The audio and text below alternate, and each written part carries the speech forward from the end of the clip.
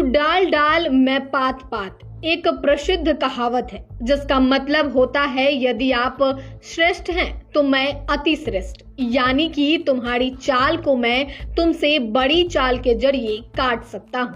बिहार की राजनीति में इन दिनों ये लाइन सटीक बैठ रही है।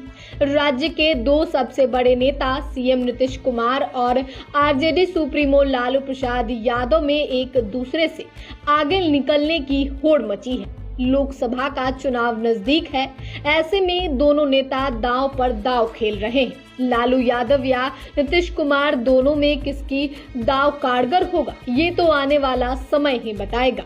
लेकिन बिहार के सबसे बड़े दो नेताओं के बीच तो डाल डाल मैं पात पात की लड़ाई चल रही है। आइए जानते हैं इस रिपोर्ट में आखिर नीतीश कुमार और लालू यादव में ऐसी कौन सी लड़ाई चल रही है जिसकी खूब चर्चा हो रही है।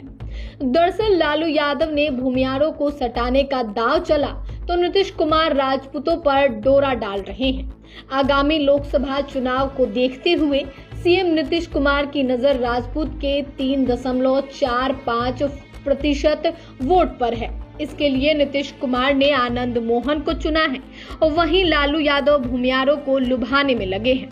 आरजेडी सुप्रीमो लालू प्रसाद यादव पिछले दिनों बिहार के पहले मुख्यमंत्री श्री कृष्ण सिंह की जयंती समारोह में पहुंचे थे, तो मुख्यमंत्री नीतीश कुमार आनंद मोहन के घर सहरसा पहुंचे, जहां एक समारोह में मुख्यमंत्री ने लोगों को संबोधित करते हुए कहा कि हम आनंद मोहन के कहने पर यहां आए हैं। पहले इनसे मेरा रिश्ता अच्छी दोस्ती थी। वहीं लगे हाथ आनंद मोहन ने भी कहा कि जो व्यक्ति बदनामी लेकर कानून में तब्दीली लाकर उन्हें जेल से बाहर निकाला, उनके साथ हमेशा खड़े रहेंगे। आनंद मोहन ने यह भी कहा कि मैं आपके बीच खड़ा हूं और मुझे कहने में किसी भी तरह का कोई गुरेज नहीं है कि मैं मुख्यमंत्री नीतीश कुमार के कारण आपके सामने खड़ा हूं। वहीं जदयू की नजर राजपूत समाज पर है। बिहार में वैसे तो कई राजपूत नेता हैं, लेकिन अभी सबसे बड़े राजपूत नेता आनंद मोहन सामने आए हैं। अभी बिहार का राजपूत समाज उन्हें भाव भी दे रहा है। माना जाता है कि अब भी कोसी क्षेत्र में आनंद मोहन का भारी दबदबा है।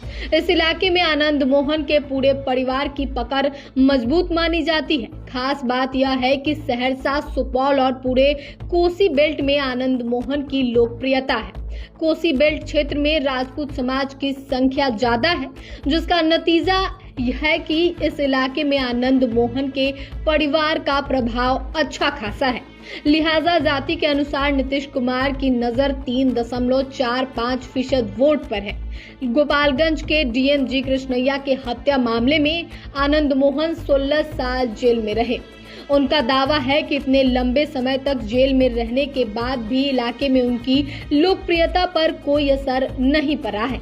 सीएम नीतीश कुमार अब उनकी इसी लोकप्रियता का लाभ राजनीतिक रूप से लेने की कोशिश में है। हालांकि ये तो चुनाव में ही साफ हो पाएगा कि आनंद मोहन की लोकप्रियता कितनी बची है।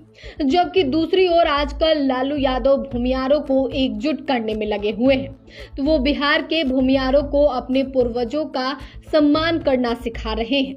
ब्रह्मश्री समाज के लोगों से एकजुट होने को कह रहे हैं।